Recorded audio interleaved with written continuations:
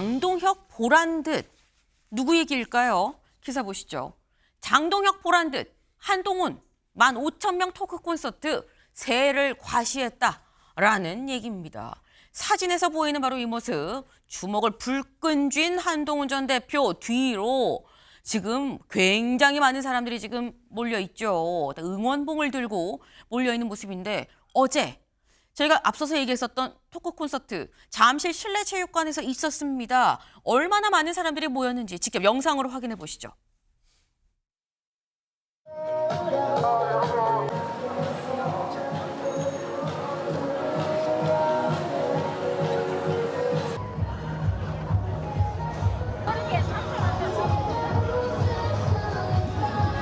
하나, 둘, 보세요. 제22대 대통령은 누구? 한동훈! 우리가 자, 한동훈 화이팅! 안녕하세요. 네, 안녕하세요. 네. 보수 재건 운동에 동참하신 여러분.